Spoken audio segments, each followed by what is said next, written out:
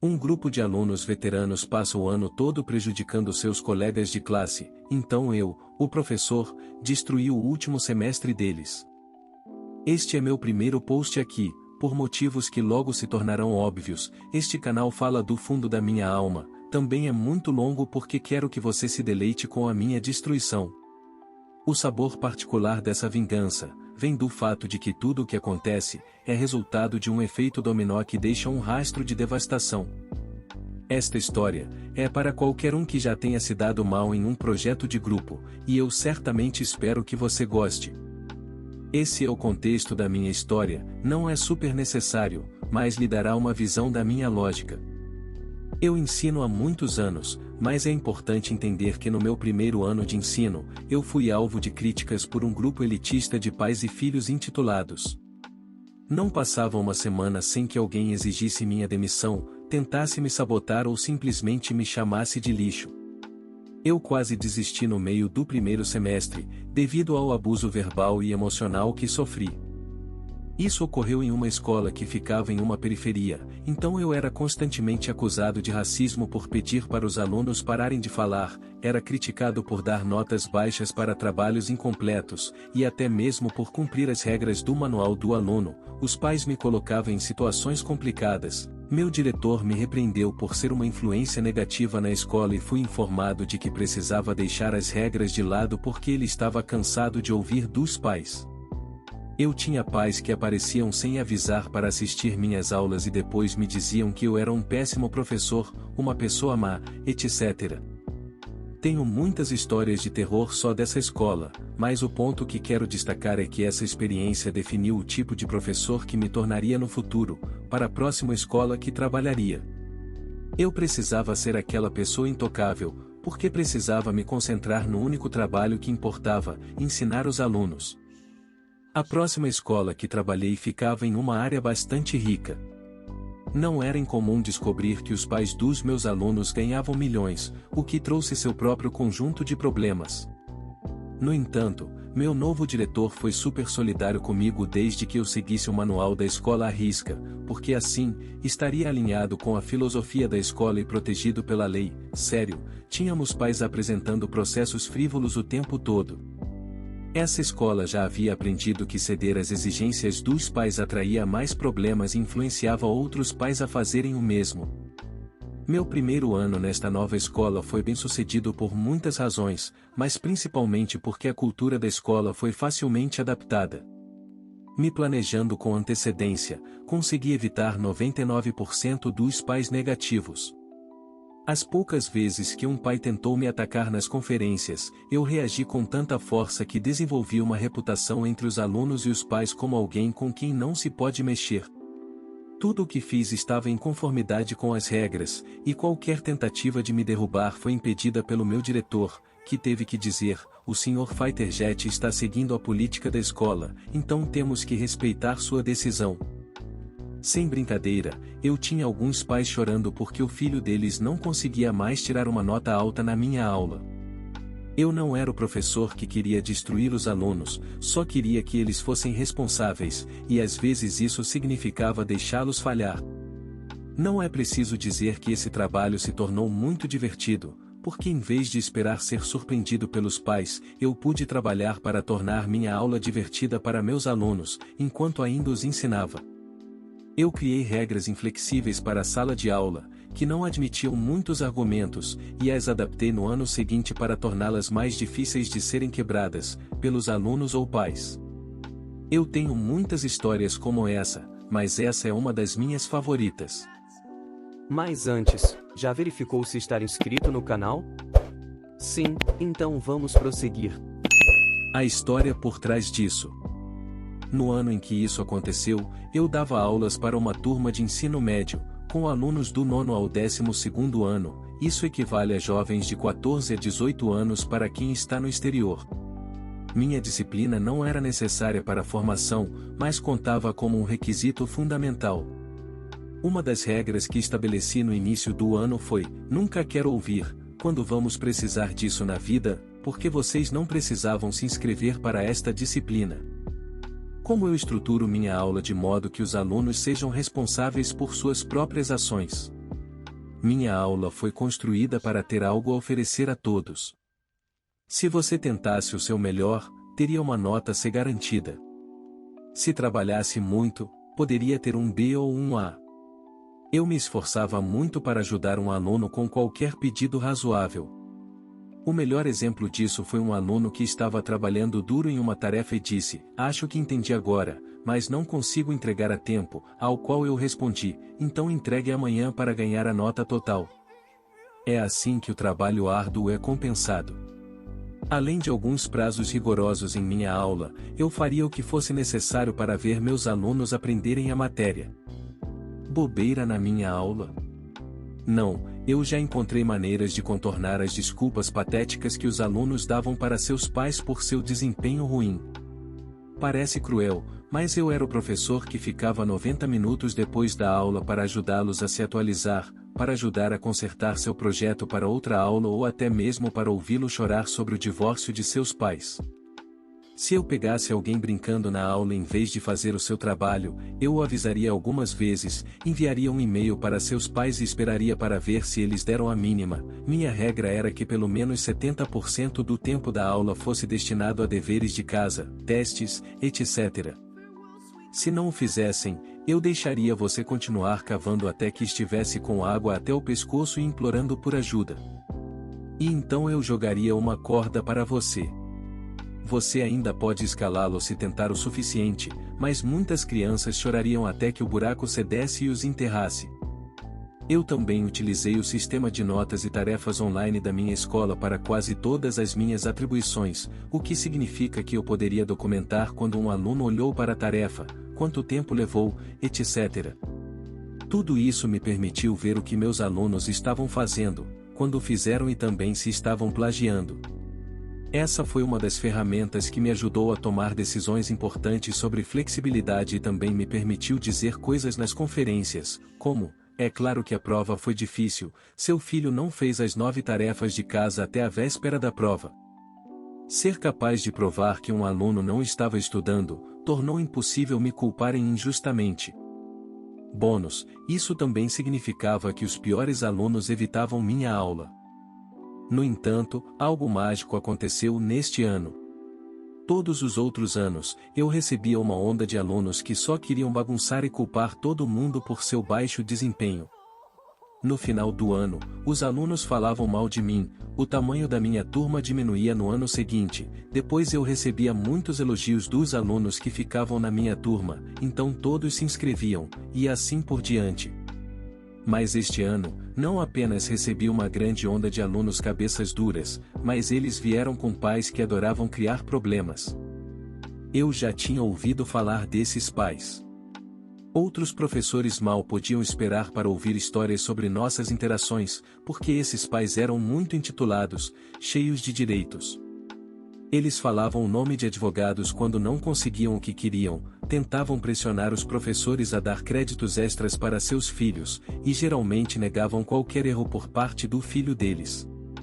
Esses pais eram chamados quando seus filhos eram pegos colando, e depois acusavam o professor de tornar a aula muito difícil, justificando assim a necessidade dos seus filhos colar nas provas.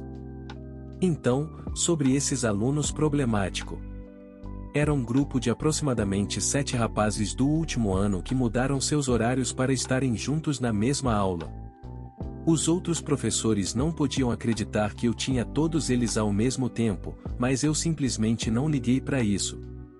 Toda semana, a sala dos professores queria saber como lidei com as palhaçadas deles, mas, na maior parte do tempo, eu já havia neutralizado a maioria das coisas desde o primeiro dia.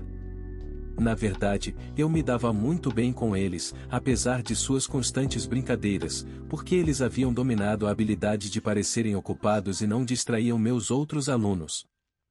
Então chegou o primeiro projeto em grupo. O tamanho da minha turma era perfeito para formar 7 grupos de 4 pessoas. O coletivo de idiotas formou 2 grupos de 4, trazendo um aluno que havia faltado no primeiro dia do projeto.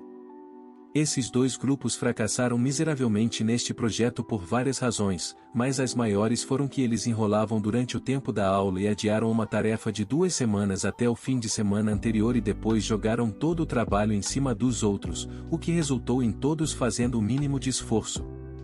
Eu entreguei as notas ruins e fui imediatamente convocado para várias conferências com os pais, um de cada vez, é claro. Cada reunião foi igual. Meu filho fez todo o trabalho, então ele não merece uma nota ruim, ou, meu filho não entendeu a tarefa, sendo que eu entregava uma lista de avaliação hiperespecífica, que é uma lista de verificação para como eu avalio as coisas. Eu nunca quis ser acusado de avaliar com base em gostar ou não de um aluno. As conversas com os pais geralmente transcorriam assim. Mãe intitulada dizia: meu filho fez todo o trabalho e eu não acho justo que isso prejudique a nota dele. Eu digo: aqui está o trabalho que seu filho entregou, essa é a lista de avaliação, que imprimi e enviei por e-mail para o seu filho no dia em que o projeto começou. Como você pode ver, eu listei os critérios de avaliação para facilitar o projeto. Ficarei feliz em explicar a nota que o seu filho obteve. Então a mãe intitulada lê a lista, olha para o filho e pergunta: onde estão as partes do projeto que faltam? E o filho dela diz: os membros do meu grupo eram responsáveis por isso. Então eu digo: eu não posso avaliar o que nunca recebi, então não posso aumentar a nota do seu filho, desculpe. Agora, boas notícias para todos os meus alunos. Eu faço as tarefas valerem mais ao longo do semestre, com a ideia de que os alunos que se atrapalham no início podem recuperar mais tarde, trabalhando duro. Eu distribuo pontos extras durante esse período, e todos esses pais insatisfeitos ficam felizes em saber que seu bebê mimado ainda pode conseguir um A na minha aula. O resultado final dessas reuniões foi que ficou claro que eu não tinha culpa, lembrando que eu tinha todos esses dados para provar que fiz todos os esforços para entrar em contato com todos, então deve ser culpa dos outros colegas. Esses pais decidiram que seu anjinho perfeito não podia mais fazer trabalhos em grupo com seus colegas anteriores. Como um câncer, o fracasso dessa amizade se espalhou pelo resto da classe. Como o gênio que sou, faço meus alunos escreverem um contrato de grupo para cada projeto, que detalha quem faz o quê, e quando deve ser entregue. Por que isso é importante? Porque o contrato me fornece a documentação necessária para me permitir dar um 0 a um membro do grupo que não fez sua parte, sem que os pais estraguem meu dia. Então aqui é onde o problema começa a se manifestar. Esses alunos do último ano começam a pular de grupo em grupo como bolas de ping-pong cancerígenas, causando estragos. Eu permito que os alunos escolham seus grupos, então esses alunos do último ano estão se integrando desesperadamente com qualquer um que os aceite. Por causa do tamanho da minha turma, cada grupo tem pelo menos uma criança mimada para lidar, e essas crianças acabam rodando até que todos os meus alunos tenham trabalhado com um desses alunos do último ano em algum momento. Agora estou recebendo reclamações constantes de pais de outros alunos sobre esses garotos. Seu filho queria uma boa nota, o que significa que acabou fazendo todo o trabalho enquanto o veterano enrolava.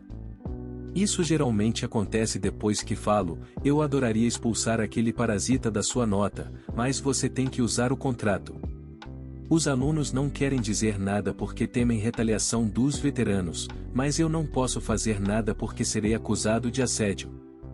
O contrato pode me fornecer a alavanca que preciso para provar que esses alunos não estavam fazendo nada, porque esses veteranos têm enganado seus pais há anos. Faço minha classe utilizar o Google Docs, porque as alterações são registradas com data e hora. Sem brincadeira, já tive alunos produzindo todo o trabalho de manhã, antes de uma reunião de pais para tentar mentir e me fazer parecer um lixo, mas esse registro de data e hora é uma bênção. Felizmente, minha turma é equilibrada. Um colega de grupo ruim pode tornar as coisas difíceis, mas não impossíveis, e os pais são tranquilizados por eu ter uma saída para o filho deles, mas decepcionados por seu filho não a usar. Toda vez que anuncio que um projeto em grupo está a caminho, alguns desses veteranos puxam o saco dos outros alunos ao ponto de se esperar que entre no grupos deles. Estou falando de comprar almoço para os colegas, trazer presentes, etc. Sério, no dia anterior ao início de um projeto em grupo, todos os veteranos agora se sentam em mesas separadas uns dos outros para poder usar o truque de "já estou aqui, vamos formar um grupo", que funciona na maioria das vezes. A pressão na moral da turma é grande, mas estou esperando o meu momento. Os outros alunos estão agarrando as oportunidades de crédito extra constante, para que suas notas possam absorver o golpe, e as reclamações dos pais são completamente mitigadas porque estou oferecendo todas as chances para o sucesso. Meu diretor tem uma cópia do meu programa em seu computador para que ele possa citar as políticas do aluno nas quais o pai assinou. Não é incomum para ele ouvir: "eu não li essa porcaria, então isso não se aplica a mim", mas ele lembra que a cláusula acima da linha de assinatura diz: "minha assinatura denota que li este documento na íntegra e concordo em cumprir todas as regras", ou algo similar, e que isso deveria ser uma lição para o pai e o aluno de que quando se assina algo, deve-se ler as letras miúdas. Se você um dia se tornar professor, encontre um chefe incrível como esse e fique ao lado dele. A situação. Então, eu tenho 7 alunos preguiçosos, mas vou nomear os piores deles de Lucas, Carlos e Michel. O impacto afeta todos eles, mas esses 3 são aqueles cujos pais têm um prazer em fazer confusão. Toda vez que intimidam um professor para se conformar, imagino que eles se reúnam em uma sala de fumo com charutos e conhaque, rindo de como conseguiram o que queriam novamente com um simples professor. Sei que tudo o que eu fizer será fortemente examinado assim que as notas começarem a cair e preciso ser capaz de ignorar, pois tenho outras coisas a fazer e me recuso a ser o assunto de discussão sorridente em sua celebração. No entanto, uma observação especial sobre Lucas: desde que ele completou 18 anos, seus pais agora viajam sem parar e são impossíveis de alcançar. Lucas agora é apenas um grande babaca, porque seus pais não se importam mais com o que ele faz. Eu acompanho cuidadosamente o desempenho deles em minha aula, bem como em outras disciplinas. Essa prática pode parecer duvidosa, mas é uma rotina que aplico a qualquer estudante que tenha dificuldades com o conteúdo, com o objetivo de identificar se a questão está relacionada exclusivamente com minha matéria ou com outras disciplinas também. Já houve casos de alunos falsificarem suas notas usando o inspecionar elementos do navegador, o que me fez perder a paciência com frases como: "mas eles têm notas A em outras matérias". Essa situação acaba refletindo mal em mim. De qualquer forma, depois de verificar, eu converso com os outros professores. Não é difícil descobrir que esses garotos estão fazendo o mínimo de trabalho em outras aulas, e na verdade, descobri que Lucas tem encontrado maneiras de fazer com que outros alunos façam o trabalho por ele, e depois ele o distribui entre seus amigos. Outros professores foram intimidados a reduzir as notas das provas em suas aulas, e adivinhem? Ele e seus amigos estão matriculados nessas aulas. Apesar de bombardear essas provas, as notas de trabalhos e projetos dão a eles um confortável colchão para que a maioria deles esteja flutuando com notas B. Eu não posso provar isso, mas eles estão usando o Snapchat, mas quando eu levanto a questão com seus professores, eles não se sentem à vontade de tentar provar e brigar com os pais. Agora, eles estão dando um jeito de fazer o mínimo possível em outras aulas. Mas, na minha aula, a única saída deles é ficar pulando de grupo em grupo e se aproveitando do trabalho duro dos outros para manter notas medianas. Os outros alunos ficam nervosos demais para usar o contrato do grupo e se livrar deles. Lembra como eu disse que eu aumento constantemente o valor das minhas tarefas para manter os alunos estudando e dar a eles uma chance de melhorar suas notas? Um dia aleatório na sala de aula eu pergunto: "Ei, pessoal, olhando no cronograma percebi que o último projeto antes das finais pode estressar vocês desnecessariamente. Alguém se importa se eu cancelar?" Minha turma, que já estava cansada de trabalhos em grupo, diz: "Não, cancele, melhor professor de todos."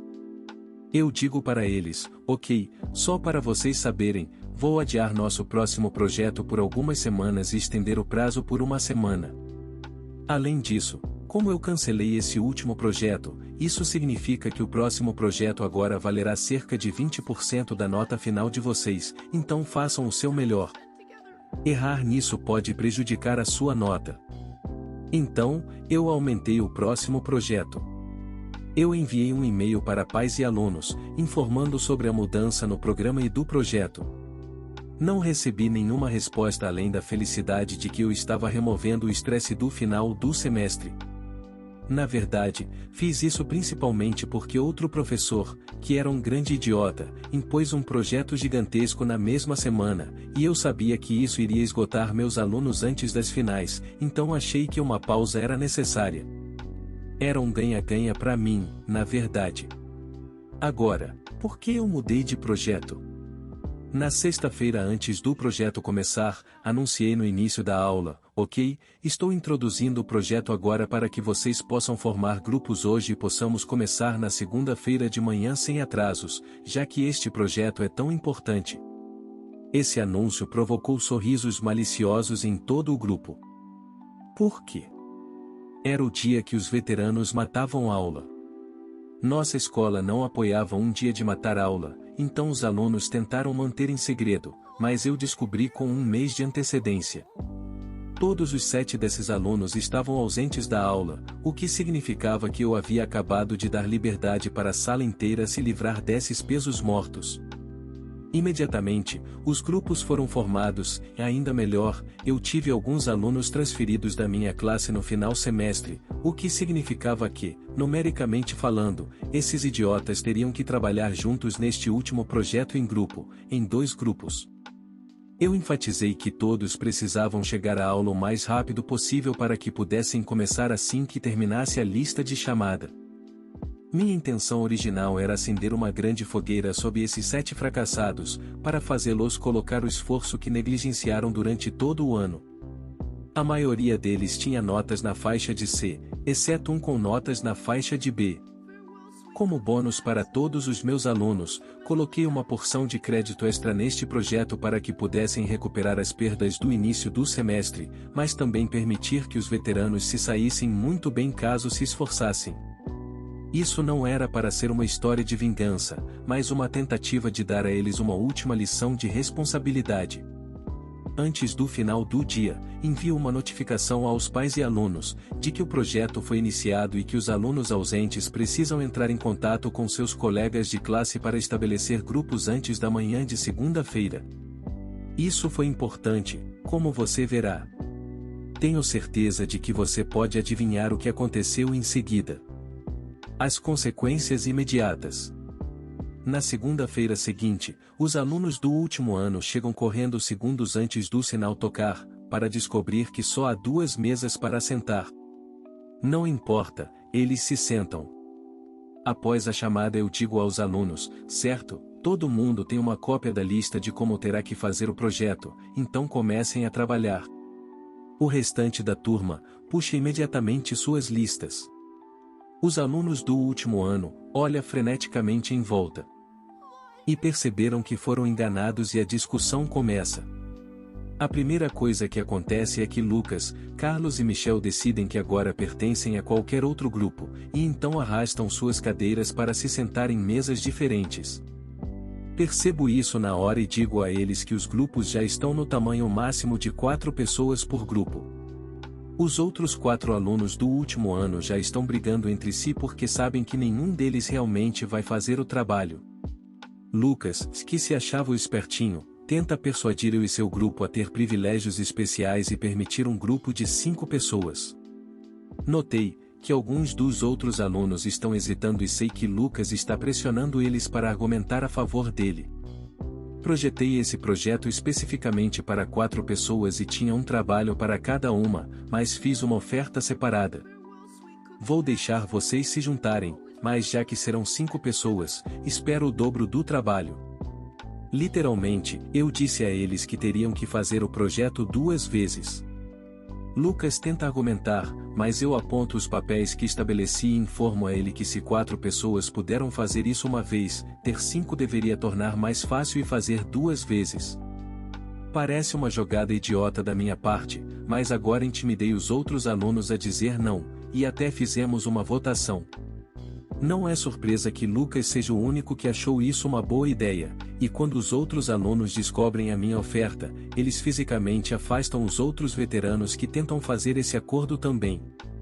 Vocês ficarão felizes em saber que o restante do período dos meus alunos do último ano foi gasto discutindo sobre quem faria o que. Eles acabaram formando 3 grupos, e eu concordei, garanti que tinham um roteiro e desejei a eles boa sorte.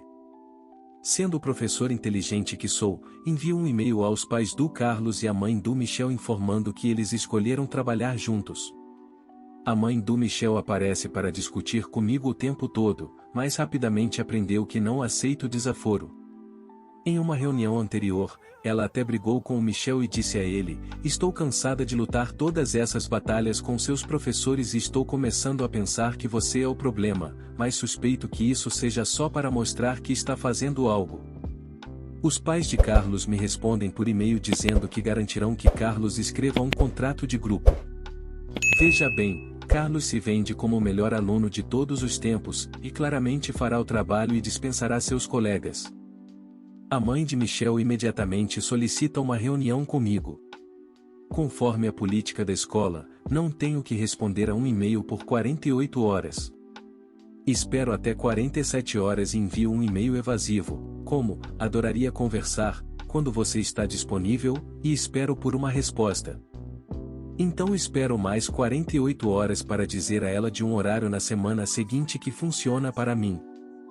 Agora, alguns pais de outros alunos do último ano me enviaram e-mails com raiva exigindo saber por que deixei seus filhos escolherem trabalhar com os alunos problemáticos novamente.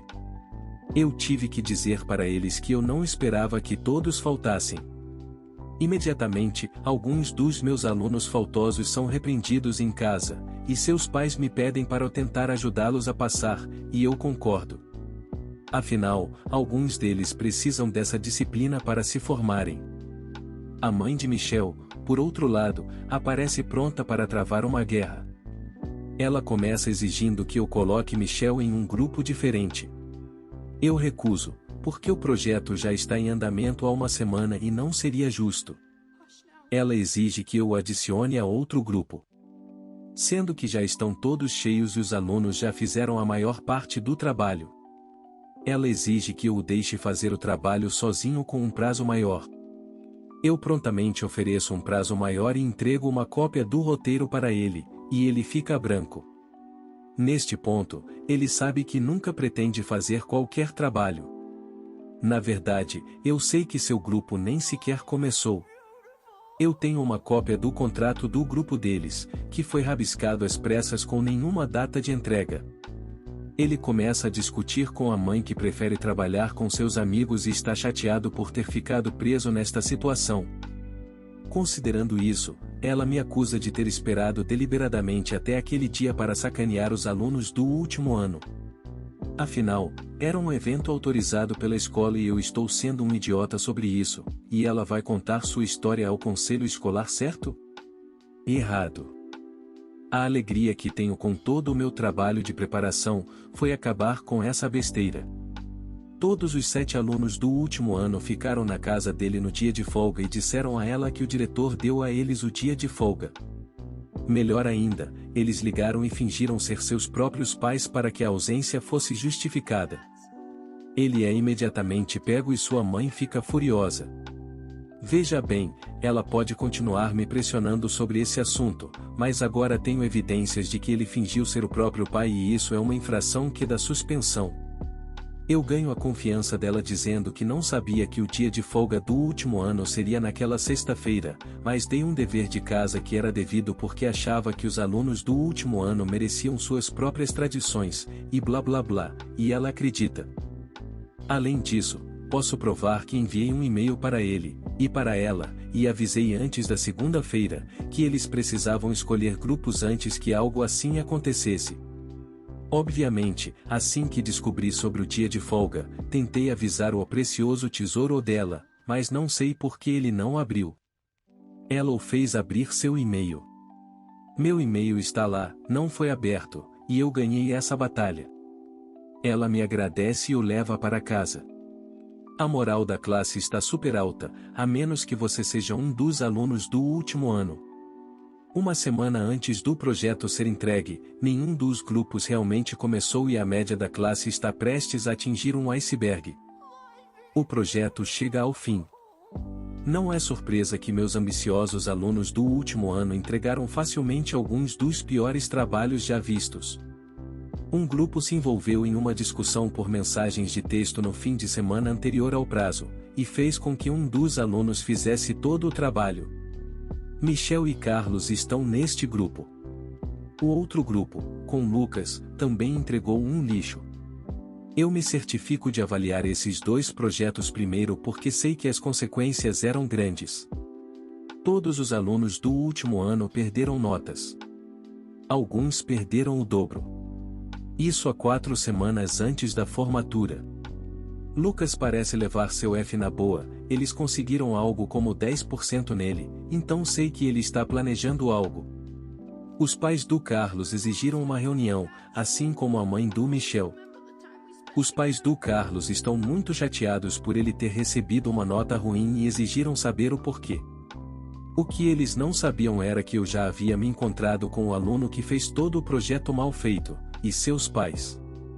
Informei aos pais do Carlos que havia visto a troca de mensagens entre os alunos do último ano, que basicamente terminou com: "Você faz isso, se vira." Carlos se recusou a entregar seu telefone aos pais para confirmar. Também mostrei a eles o projeto do Carlos e entreguei a lista do projeto. Papai e mamãe não estão felizes. Carlos, como sempre, vem culpando todo mundo por seus erros desde o início dos tempos e seus pais compraram essa história completamente. Até hoje. Papai pergunta especificamente: "Qual parte você fez?" E isso faz com que Carlos derrame lágrimas de verdade. Então eu mostro uma planilha de todas as notas dos projetos em grupo do ano, sem dados dos alunos, e destaco suas notas, que estão entre as piores. O objetivo disso era usar dados para provar que o filho deles, francamente, nunca faz o trabalho. Carlos está completamente destruído com isso.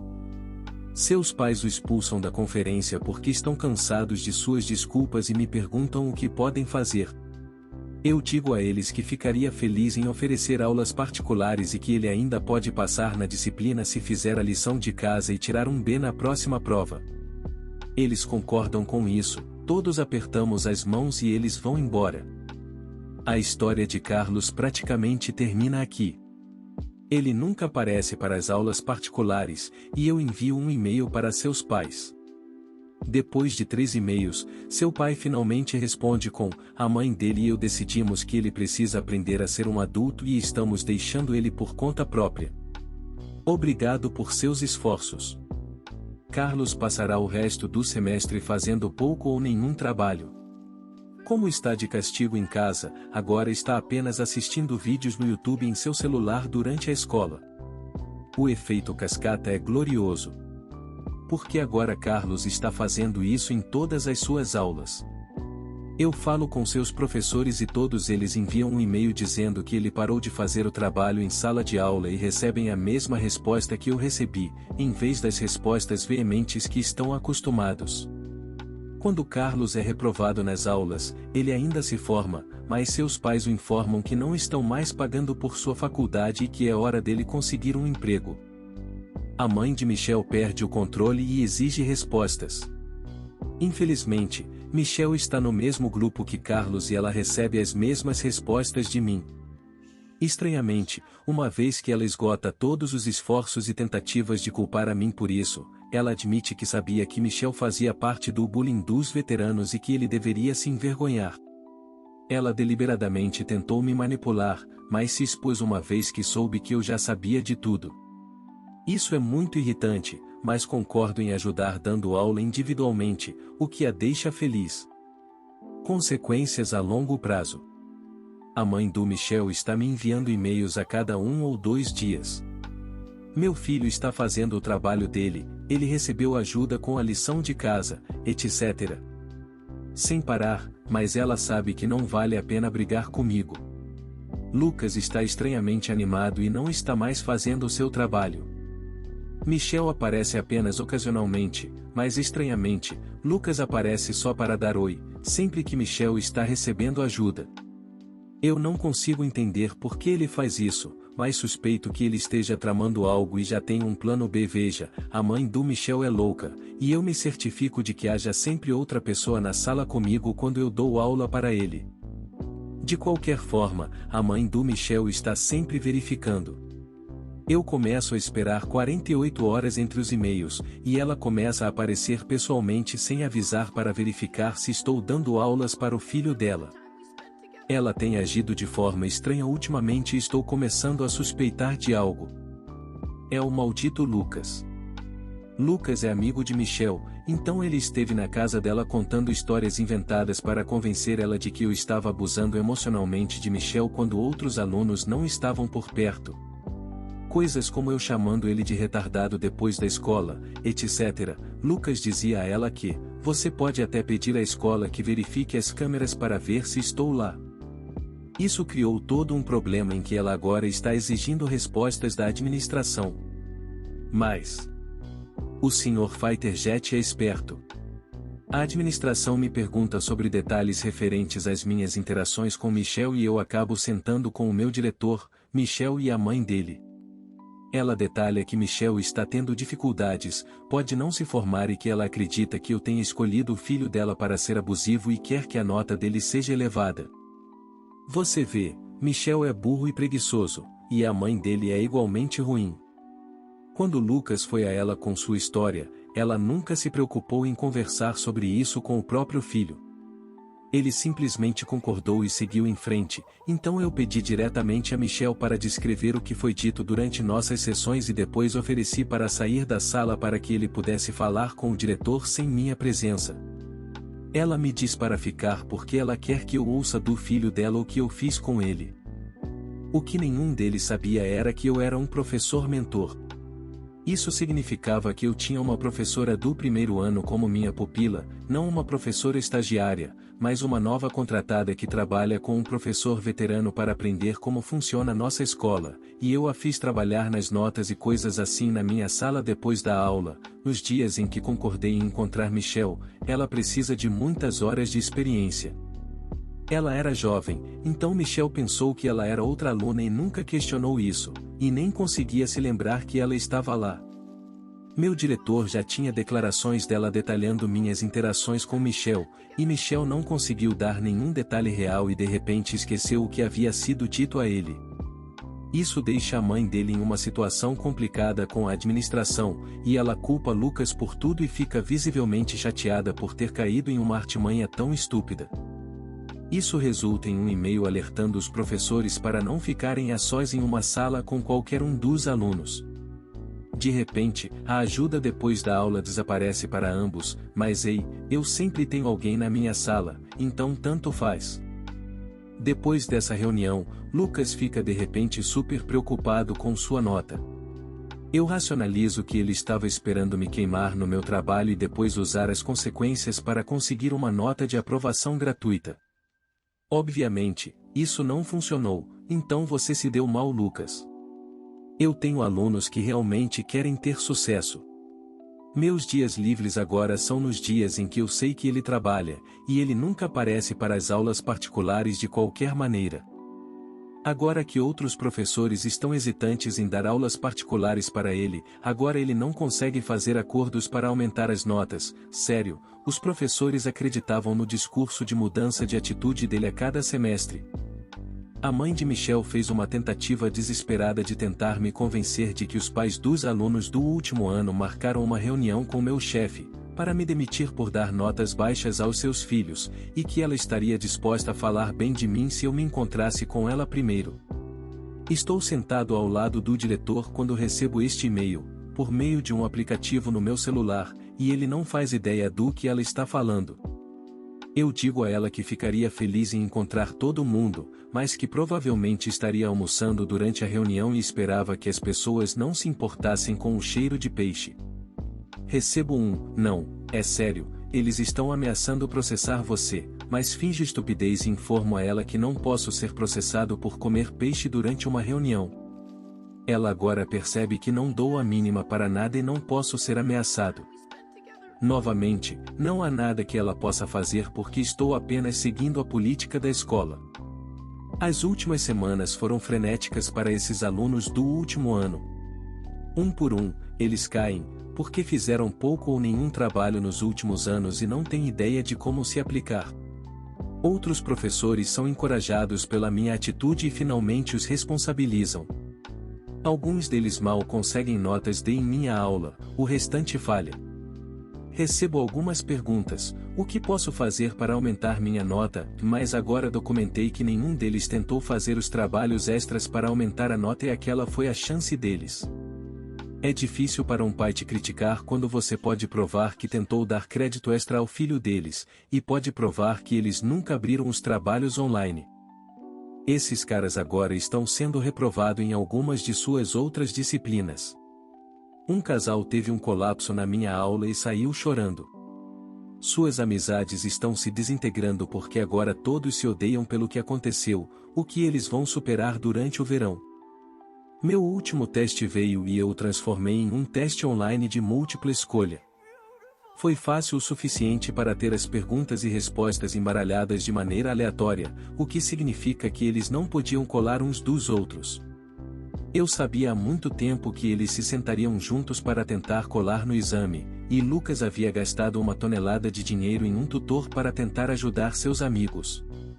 Isso confunde todos eles, e quando a mãe de Michel me acusa novamente de tentar enganar seu filho com um teste muito mais difícil, foi fácil afasta ela com um simples e-mail. Lucas passa no exame, mas sua nota sobe para um mísero D-. Os resultados. Se você ainda está aqui, parabéns por lidar com minha parede de texto. Aqui estão os resultados.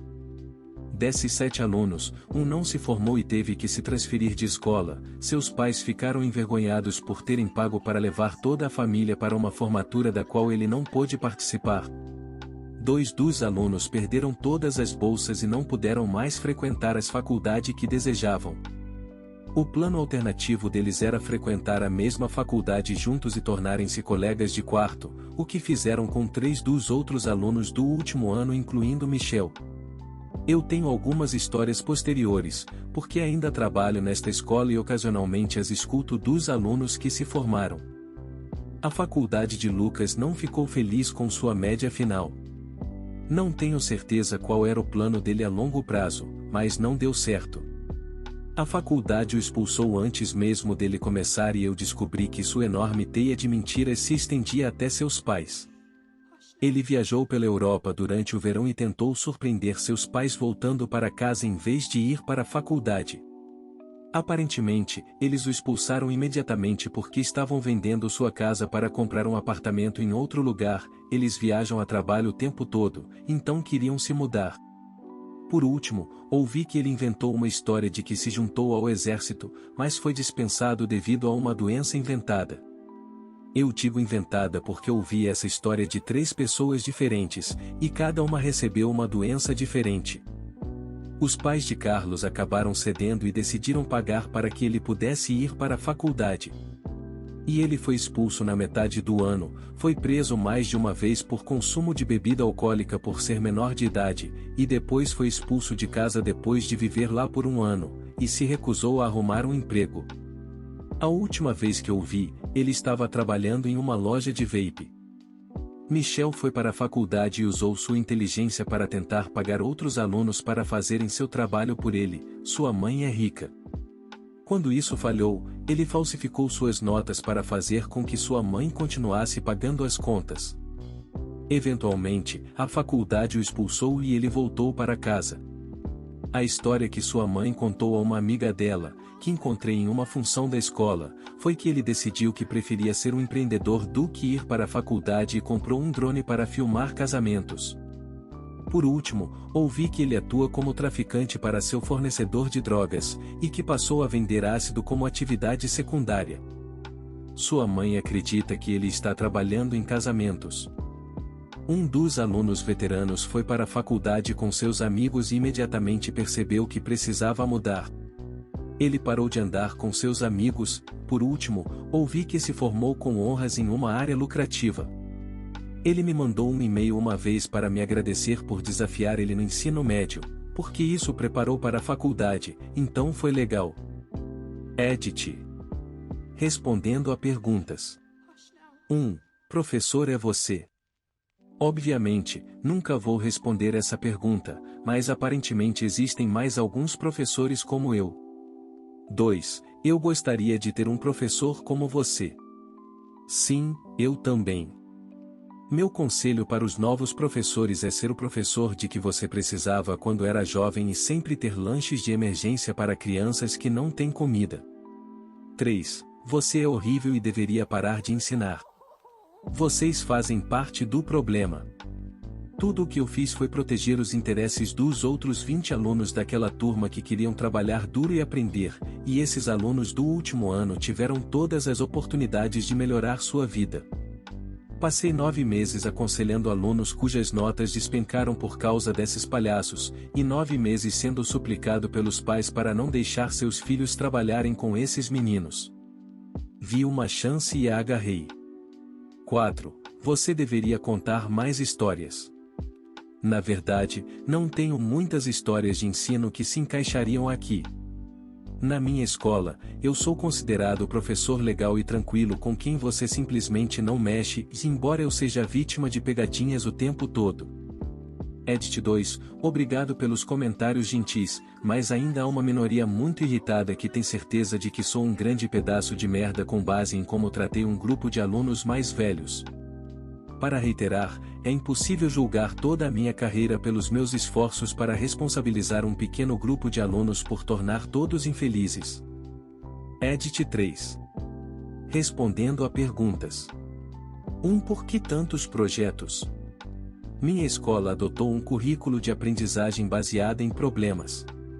Tenho que fazer um grande projeto por unidade, e tenho 6 unidades no ano. 2. Você é um doido, nojento e psicopata. Este subreddit é de pró-vingança. Eu tenho centenas de histórias de sucesso, mas este não é o lugar para compartilhá-las. Pare de entrar em um filme de terror e reclamar que não havia romance suficiente. Eu amo meus alunos até a morte. Vou deixá-lo com isso. Muitos de vocês estão agradecendo, mas devem agradecer a um professor que fez a diferença em suas vidas. Comprem um café para eles em vez de comprar enfeites do Reddit, ou escrevam uma nota curta para eles.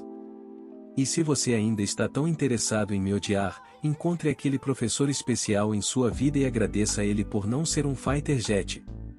Espero que eles nunca precisem de alguém como eu. E que tal mais esse relato aqui, de um aluno que destruiu sua professora por ter sido humilhado?